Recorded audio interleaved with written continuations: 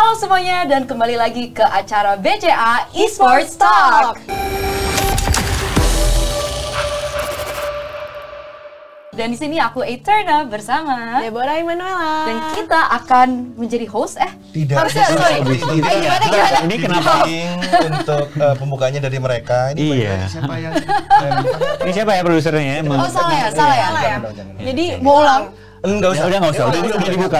Mulai. Jadi Anda siapa? Maaf. Oh iya, paling kita makan. Tinggal dulu ya. Oke lah kalau Itu begitu. dia, siapa ya? Halo teman-teman, saya Gary Eka seperti biasa ditemani oleh Dimas. ya, dan hari ini seperti yang sudah dibuka oleh teman-teman kita yang sangat luar biasa ini, kita di BCA Esports Talk. Nah, hari ini kita kehadiran teman-teman yang sangat luar biasa nih Mas Dimas. Betul. Karena teman-teman ini adalah bisa dibilang figur-figur wanita yang sangat luar biasa di industri e-sports ini. Nah, kita mau ngobrol-ngobrol, istilahnya kenapa nih mereka kok lebih memilih berkarir di industri e-sports? Iya betul, itu menarik banget dan sebelum sampai ke profesi sekarang nih di e-sports, karena kan perempuan di e-sports itu belum terlalu banyak. Ya.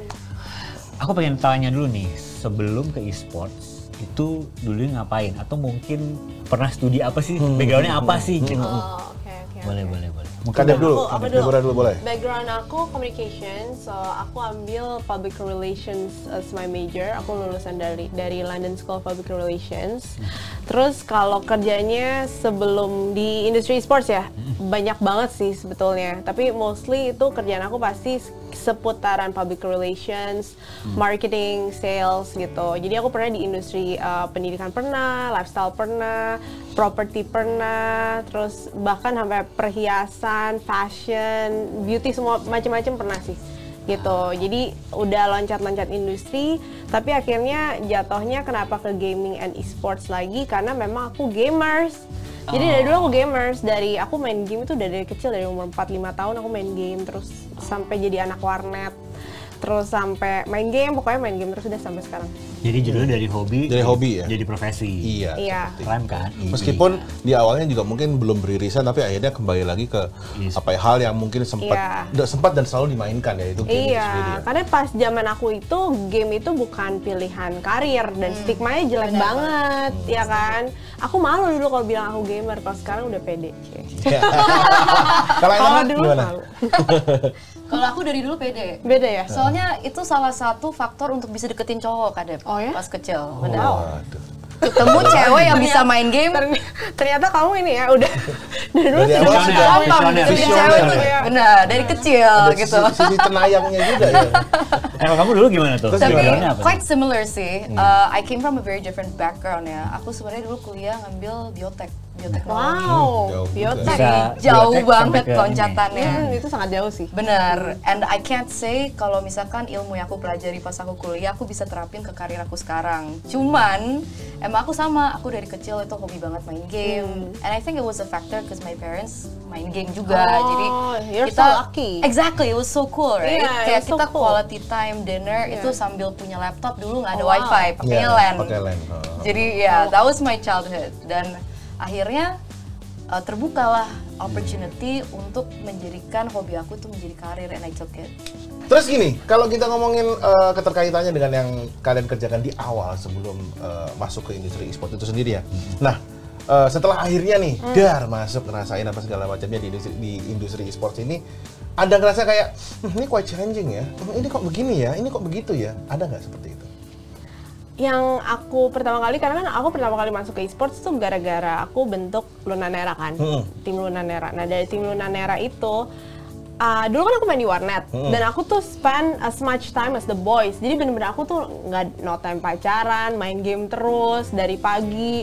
Kalau tahu paket-paketan gitu, pertama kali beli tuh pasti paket 10 jam. Terus tambah lagi, tambah sendiri. Aku kayak bener-bener kayak freak banget gitu main game, dan gak ada pikiran kayak nyari cowok pacaran gitu, nggak ada sama sekali. Itu mau ada yang deketin juga kayak apaan sih lo, gue mau main game sih. Yang ada nih, Keren. nyari warnet yang paling Warnet cepat yang nih. paling Nyari pacar. Iya, jadi pacar, pas bener. itu aku ngerasa skill aku dengan teman-teman warnet aku yang cowok itu on par gitu.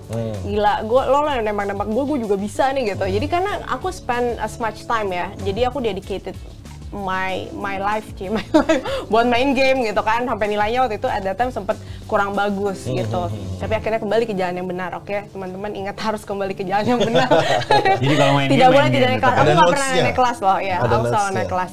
Oke, terus udah gitu dari situ pas aku masuk, aku rada shock dengan kemampuan gamers perempuan yang ternyata gapnya jauh banget nih antara sama laki-laki gitu. Terus dulu tuh tim aku tuh sampai bilang, Kak, kita jangan ikut yang turnamen mix aja deh, kita yang ladies. Apaan tuh turnamen ladies gitu? Aku kayak dulu pas awal-awal aku kayak sangat menentang turnamen ladies. Aku kesel karena kayak kenapa gitu? Kenapa harus dipisahkan? Kita bisa kok lawan cowok-cowok gitu. Karena aku dulu seperti itu. I get that. Tapi akhirnya aku ngikutin, terus aku ngeliatin anak-anak, terus aku belajar dan aku membuka pikiran aku. Dan aku harus menyadari dan menerima bahwa ternyata gap perempuan dan cowok itu cukup jauh, sudah cukup jauh. Jadi kebanyakan cewek itu first time gamernya itu di mobile games.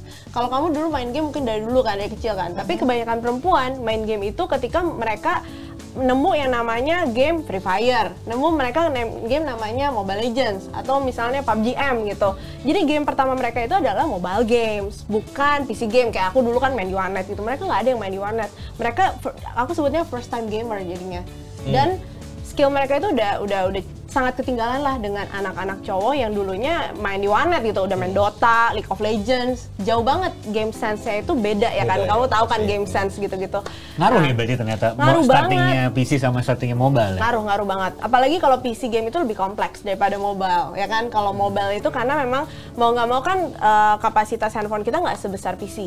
Jadi otomatis game publisher itu harus bisa membuat game yang bisa menyesuaikan dengan kemampuan smartphone ya kan. Jadi mau nggak mau semuanya disimplify. Kalau misalnya kita main di PC Dota, kamu tahu sendiri kan ya, itu kompleks banget. League of Legends, you know, ya kan kompleks banget gitu. Jadi ya seperti itulah, dan itu yang bikin aku kaget. Dan di situ aku sempat nggak menerima, tapi akhirnya ya udah aku open minded dan itu jadi challenge terbesar sebenarnya untuk meyakinkan para ladies gamers ini bahwa nggak ada yang namanya gameplay cowok, nggak ada yang namanya gameplay cewek. Ya gameplay gitu. Yang penting lo latihannya ya as hard as the boys gitu.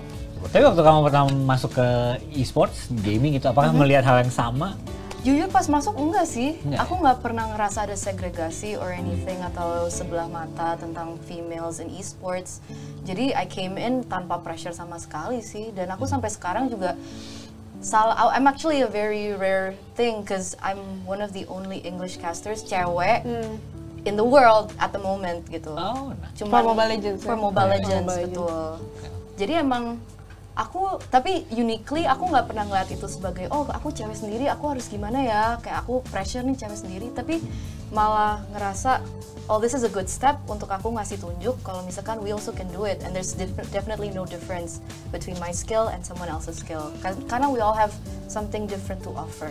Kalau ini kan lebih ke angle casters ya. Iya, Aku tadi ngomongnya dari pro Gamers. players. Pro players, Ah, Karena kayak di MPL aja nggak ada cewek yang pernah bermain ya. Maksudnya ada yang ditaruh jadi roster tapi nggak Tapi nggak dimainin Nggak gitu. dimainin. Dan itu selalu menjadi perdebatan utama lah, seperti itu. Nah, ketika masuk e-sports gitu, apa kata orang-orang di sekitar kamu, Etata? At the time when I decided masuk this industry, sebenarnya aku nggak masuk ke esports awalnya. I just wanted to be a streamer. Aku sayang sama Stream. game, aku Okay. hobi game dari kecil. Dan opportunity untuk jadi streamer fell on my lap dan I took it. Aku nggak pernah play lah ya. Yeah, I just wanted to play, cause aku suka banget main game, itu aja sih. Dan aku pengen share love itu dan build community aku sendiri. Dan seiringnya berjalannya waktu, subscribers naik dan segala macam. Dan alhamdulillah dapat opportunity lebih besar lagi, yaitu menjadi English caster untuk MPL. Jadi nggak pernah sih aku ngeliat, oh ini nggak ada nih cewek caster, aku jadi caster gitu. Nggak pernah sih, kayak emang kebetulan dan ya emang karena I have a love and passion for the industry aja. Jadi enak nih ya, berangkatnya dari passion, ngerjain apa yang dia cintain, terus ternyata ada opportunity, istilahnya ngerjain apa yang kamu cintai, Betul. Iya. dan dibayar. Dan nggak beban jadinya. Jadi nggak beban. Iya. Happy. Happy. Dan semua keluarga juga mendukung. Sekarang. Oh, Sekarang, awalnya enggak? Enggak. Awalnya Dan enggak. Gimana tuh? Pro kamu, kontranya? Karena kan ya, like in our generation di atas kita nggak bisa,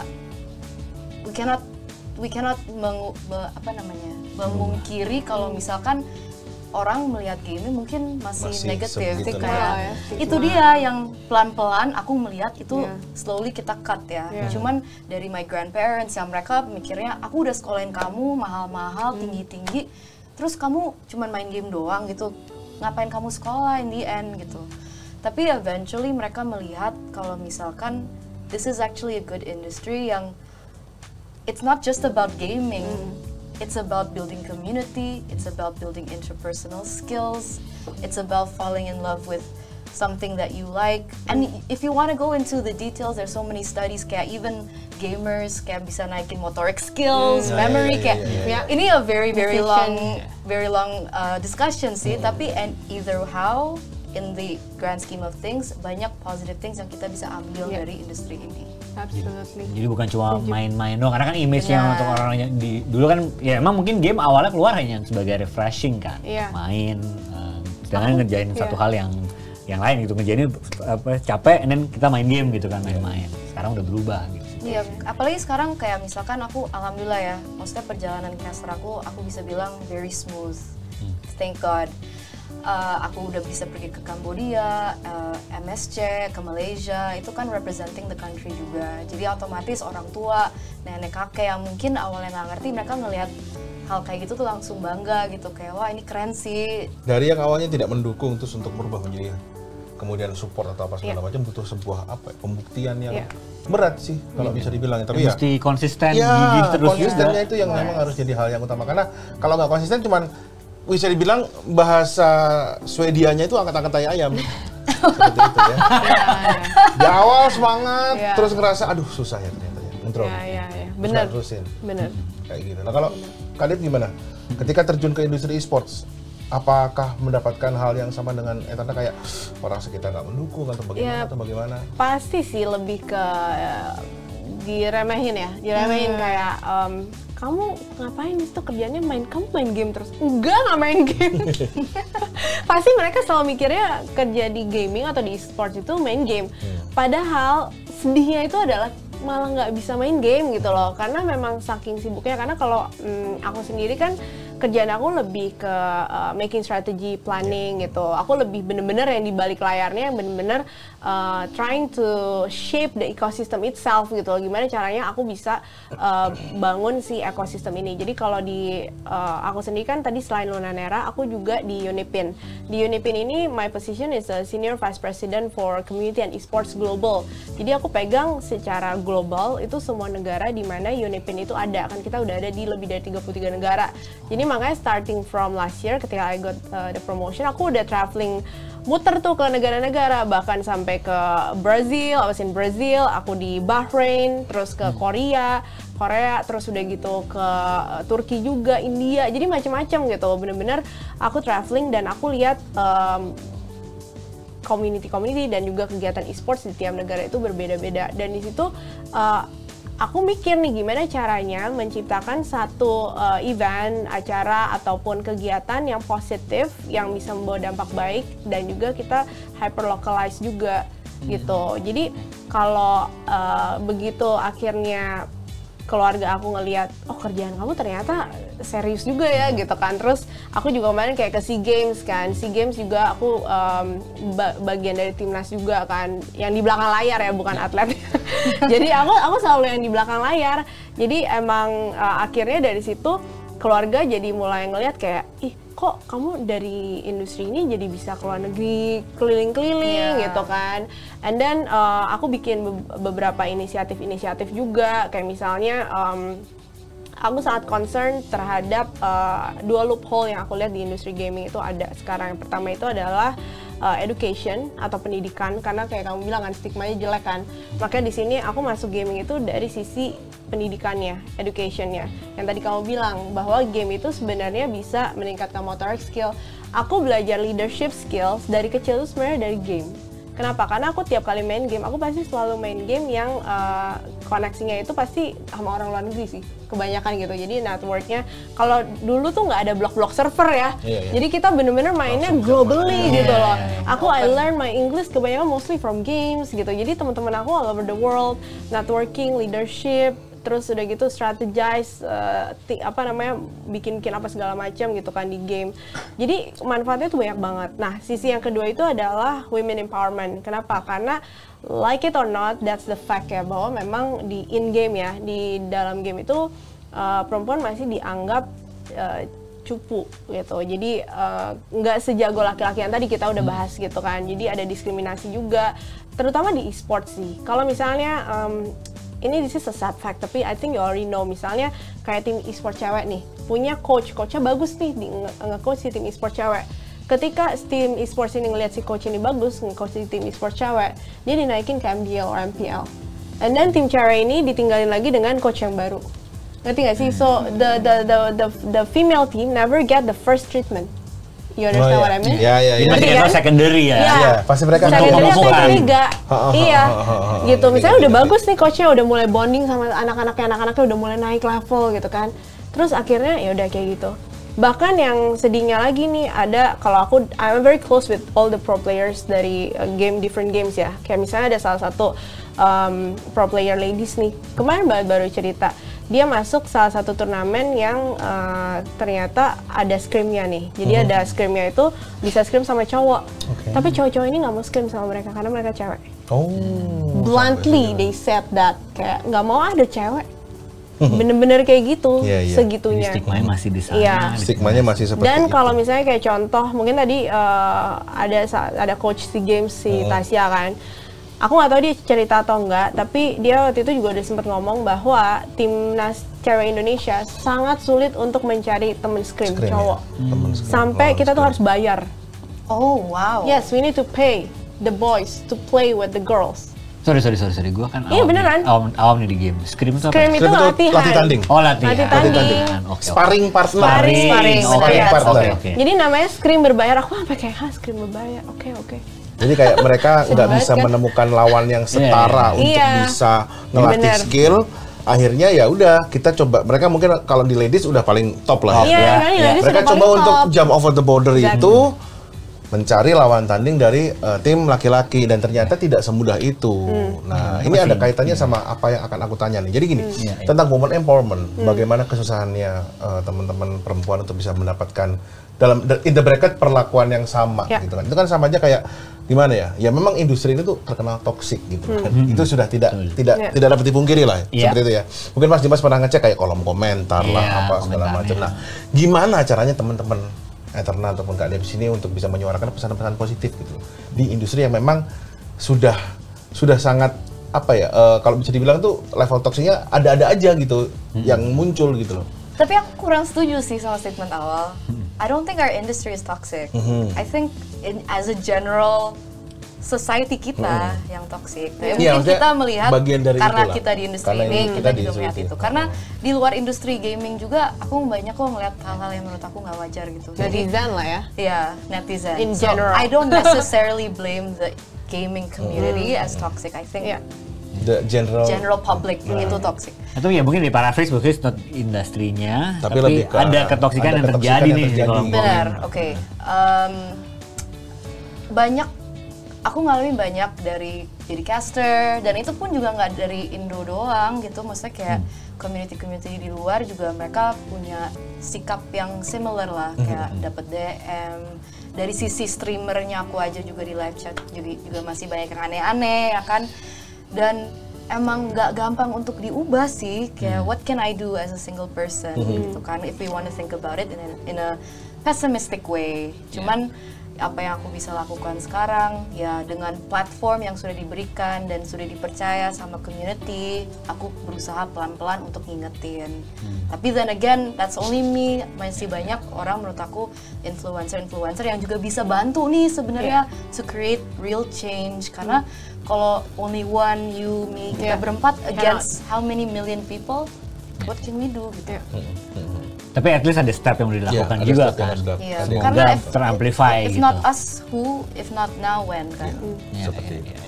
Kalau Kak Deb gimana? Kalau aku udah menyuarakan ini udah dari since the very first time aku step into the industry itself ya kan. Jadi kayak dari Lunanera itu sendiri gitu kan, kita emang bener-bener supporting women. Makanya kenapa ada alasan juga kenapa orang tuh kadang bilang kayak, Kadep kamu ngapain sih ribet-ribet banget gitu, udah di Unipin, udah di PBSI, udah punya Lunanera gitu, why are you like doing everything? Karena menurut aku hal itu cuma bisa diselesaikan ketika kita bekerja dari berbagai macam angle yang berbeda. Seperti kata kamu, supportnya harus ada, semuanya harus support. Dari government harus support, terus udah gitu dari publisher dan game developernya juga harus support, dari community yang harus support juga. Kayak kamu bilang tadi, kayak influencer KOL-nya itu juga harus gabung bareng yang cewek-cewek. Makanya kemarin itu few days ago aku bikin yang namanya Gamer Summit. Itu I gather like ada KOL, influencers juga, komunitas ladies gamers juga. Itu untuk sitting down together and then kita jadi one entity di mana kita bikin satu visi dan misi yang satu paham. Kalau misalnya memang ada satu diskriminasi, ketidakadilan, kita bantu amplify. Karena kalau cuma satu orang yang speak up itu nggak bisa. Itu dia. Dan menurut aku nggak cukup cewek doang. Nggak cukup cewek doang. Dan cowok juga harus bantu. Makanya sebenarnya ini ada salah satu contoh kasus. Aku nggak tahu kamu sempat lihat nggak sih di Lunanera. Jadi ada salah satu contoh kasus I think I know. yang gold play button. Kamu pernah denger nggak? Belum sih, aku belum tahu. ya. Jadi there's like one big KOL influencer YouTuber with millions of subscribers. Oh, aku pernah dengar deh. Itu ngelecehin salah satu pro player female gamers. Dibilangnya cewek cuma buat konten. Lo nggak usah belagu kalau lo nggak punya gold play button. Kalau lo belum verified, lo nggak usah sombong. Padahal nggak sombong karena dia lama balesnya karena mamanya lagi sakit di rumah sakit. Nah si orang ini ngomong kayak gitu kan. Terus aku bilang ke dia, kamu harus speak up, nanti kita bantu amplify dari Lunanera. Akhirnya dia speak up, kita amplify, dan yang bantu tuh semua orang rame. Cowok-cowok banyak banget yang bantu loh. Dia termasuk saya. Iya kan kamu juga, jadi cowok-cowok tuh banyak banget yang bantu. Saya ikut andil memaki-maki si. Iya. Aku melihat story-story kamu. Saya ikut andil. Pasti paling gercep kalau kayak gini. Jadi cowok-cowok itu juga, I'm very touched gitu, dan sebenarnya banyak banget cowok-cowok yang juga sangat supportive, kayak contohnya Gary gitu kan, bener-bener supportive sama cewek gitu, yang bilang bahwa lo nggak boleh diskriminasi cewek, lo harus menghargai perempuan, kayak gitu-gitu tuh banyak banget cowok. Jadi sebenarnya emang ada oknum-oknum gitu kan, tapi kalau nggak di speak up itu kita nggak tahu siapa berapa banyak yang support, ya nggak sih, berapa banyak yang apa namanya yang seperti itu gitu. Sebenarnya oknumnya nggak sebanyak yang support sebetulnya loh, iya kan, karena kalau pas kelihat itu bener-bener, wah bisa sampai puluhan ribu itu komen loh, itu komen semua loh yang menghina-hina si orang itu gitu. Dan akhirnya si orang itu kena cancel. Jadi menurut aku memang akhirnya harus ambil bagiannya tuh semua orang yang ada di ekosistem e-sports harus ambil bagian. Aku mau kasih satu contoh juga sih yang menurut aku bagus banget, dan aku tuh selalu ngomong sama game publisher. Nomor satu, game publisher tolong dong do something gitu, karena mau nggak mau game publisher itu sebenarnya yang paling powerful to create this kind of thing. Contoh misalnya Mobile Legends akhirnya udah ada Women Invitational kan, after so many years ya kan. Itu aku ngomong sama publishernya, aku selalu dari belakang aku ngomong, ayo dong bikin dong gitu kan. Kemarin PUBG-M ini aku benar-benar I really thankful for PUBG-M ini, dia baru bikin satu terobosan baru namanya PMVP. Ya. Jadi juaranya itu 2 juara cewek, nanti akan langsung masuk ke PINC. PINC itu isinya mix dan cowok kan, dan akan dibikinin jalur scrim. Jadi mau nggak mau si cowok ini tetap harus scrim lawan cewek. Jadi memang jalurnya harus seperti itu, harus dipaksa. Karena selamanya kalau nggak ada paksaan ataupun nggak ada orang yang atau lembaga yang mengatur, ya selamanya cewek dengan cewek, cowok dengan cowok. Sampai sekarang pun seperti itu. Menurut aku di setiap industri itu harus ada orang-orang yang memang mau merubah sih, harus jadi game changer gitu. Dan aku thank you banget PUBG udah jadi pioneernya sih, Tencent. Kayaknya memang gitu ya, maksudnya masalah yang fundamental di semua industri itu emang harus yang bergerak ya satu industri gitu, nggak cuma salah satu pihak doang, karena nggak mungkin tuh, nggak kuat lah. Iya, nggak bisa. Dari government juga harus push, makanya PB Sports Indonesia kan sangat menggaungkan inclusivity gitu. Jadi setiap kegiatan yang memang menggaungkan inclusivity benar-benar di full support ya sama PB Sports Indonesia. Anyway, tadi Kadep sempat sebut ada MLBB Invitational. Nah, aware nggak Kadep kalau BCA itu support juga loh di beberapa kegiatan seperti Unipin Lady Series juga. Iya. MLB Women International. Nah, turnamen kamu tuh. Unipin Lady Series. Iya. Nyebutnya MLB International. Kok lu gak nyebut Unipin Lady Ya dulu sih? kan MLB Invitational soalnya yang official dari publisher. Publishernya Iya. yang dari game publishernya bukan Iya, dari kalau Unipin Ladies Series itu kan emang inisiatif dari third party gitu. Jadi memang dari Unipin itu karena memang kebetulan aku yang punya kepemimpinan di situ, aku punya kesempatan untuk bisa membuat hal-hal seperti itu gitu, untuk memberikan kesempatan lagi, lebih besar kesempatan lagi untuk para ladies gamers untuk genre Mobile Legends. Nah, kalau menurut Mas gimana? Nah, gue mau nanya nih, gimana pandangannya nih, Bang? Ya kita memang support PRP Iya, dan sekarang fokus nih ke women's Iya. e-sports gitu. Iya. Pandangannya gimana nih? Itu menurut aku sangat-sangat luar biasa sih, bagus banget. Kenapa? Karena itu bisa menjadi inspirasi untuk brand-brand yang lain tuh untuk bantu support. Karena nggak bisa kalau cuma satu brand Satu aja ya. brand aja yang Dan tap in menurut gitu aku kan. BCA itu jadi salah satu bank yang sangat pioneer di industri gaming kalau aku lihat sih, ya kan? Karena bener-bener semua ada e-sports, terutama kalau yang cewek-cewek langsung pokoknya ada BCA gitu. Dan menurut aku meskipun kalau kita ngomongin ya fans e-sports itu relatively very young ya, tapi menurut aku pasti mereka akan lihat BCA ini sebagai satu brand yang memang benar-benar care with the community itself. Jadi nanti I believe once they grow up gitu pasti semua udah punya BCA gitu.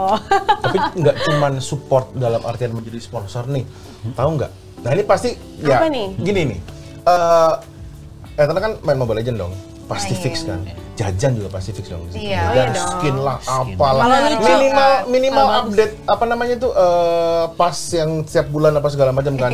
Kalau ada skin yang harus digacain juga, ya pastinya, ya masa iya sih nggak dicoba gitu kan. Iya. Kadang juga pasti kalau ada yang lucu-lucu dibeli. Ya, Iya nggak sih? pasti, Nah. pasti. Apalagi kalau hero-nya hero favorite. Nah, kalau hero Benar. favorite, kok kebetulan Harus aku lengkap. ngincer banget, langsung harus Lengkap lengkap ya, semuanya semuanya punya gitu ya. kan. Tapi ya sih aku harus lengkap. Iya kan? Iya, iya. Yang gacha-gacha Jadi juga kayak kan? agak perfectionist gitu. Iya kan, Kayak beneran. kalau misalkan ada yang abu-abu Iya, tuh. kok Kayak, kok ini kok nggak ini Kurang gitu ya. kurang Iya, gitu. harus. Nah, My BCA itu bisa jadi salah satu apa ya hal yang harus kalian coba untuk payment beli skin itu. Kenapa? Karena- Kenapa harus pakai MyBCA? Karena Lebih di situ udah gampang banget. Oh. Nah, ada promonya juga. Oke. Caranya gampang, apalagi beli voucher bayarnya pakai virtual account. Wah, udah.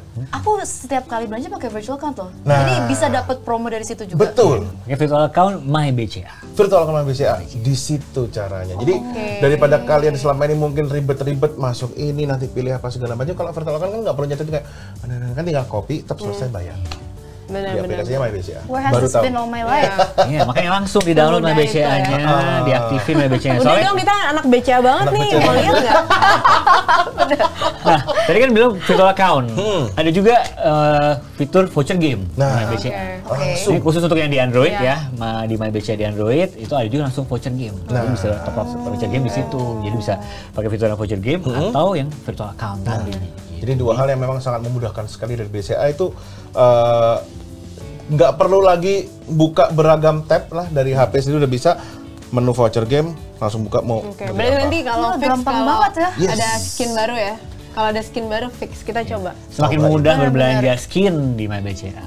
Betul sekali. Mas Gir juga kan? Pastinya dong, selalu seperti itu. Nah, jadi aku mau tarik sebuah benang merah nih teman-teman dari pembicaraan kita dari awal ya. Istilahnya di sini memang yang namanya menyuarakan hal-hal yang positif, baik itu di dalam industrinya ataupun di lingkungan komunitasnya adalah suatu keharusan. Nggak cuman buat pelakunya tapi juga buat lingkungan sekitarnya. Karena apa? Selama kita tidak speak up, selama kita tidak bersuara ya akan selamanya juga permasalahan-permasalahan yang ada itu akan Setuju. terkubur. Seperti itu. Jadi buat teman-teman yang di luar sana yang memang ya harus speak up dengan apa yang sedang terjadi dan sedang dialami, ya why not speak up gitu loh. Yeah. Tidak terbatas pada pelakunya, tidak terbatas pada komunitasnya, ya semua harus berani ngomong. Harus bareng-bareng. Yes, Karena nggak seperti bisa itu. tuh kalau sendirian doang. Iya. Ya tadi dibilang kan ya kalau cuma sendirian kecil nih. Betul. Siapa yang denger gitu kan. Betul. Perlu dibantu dan dibantu. Setuju. Bareng. Supaya emang sustainable nih Iya. ke depannya. Karena kalau speak up sendiri itu ada yang sharing juga, kebanyakan tuh akhirnya berbalik ke Malah jadi dianya. pressure kan, jadi Iya. backlash kan, betul. Malah jadi dia yang diserang kan kesian. Seperti itu. Nah, harapannya terakhir Iya, buat harapannya. industri e-sport ini, baik itu dari sisi mungkin dari sisi e-sportnya atau dari sisi sportingnya gimana? Silakan. Harapan untuk perempuan ya di industri e-sports ya. Betul. Kita semua harus berani, harus percaya diri, dan kalau misalnya emang bener-bener suka dan cinta bermain game, just do it aja. Dan kalian kalau misalnya takut atau bingung, pengen nanya-nanya tentang industri dari mana, itu sebenarnya bisa join Circle Lunanera sih, bisa join Lunanera. Kalau kalian perempuan, jadi nanti kalau misalnya kalian mengalami tindakan-tindakan kurang menyenangkan gitu, itu bisa lapor juga ke kita, nanti dibantu. Gitu. Iya. Actually I already do lots of underground help juga sih.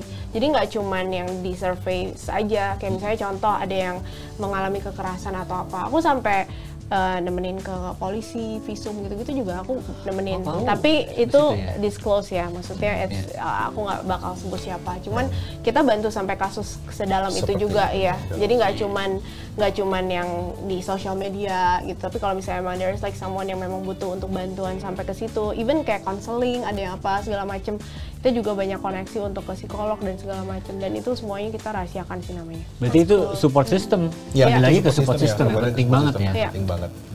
Kalau so much safer. I feel so much safer knowing that. Okay, cool. Harapan buat women.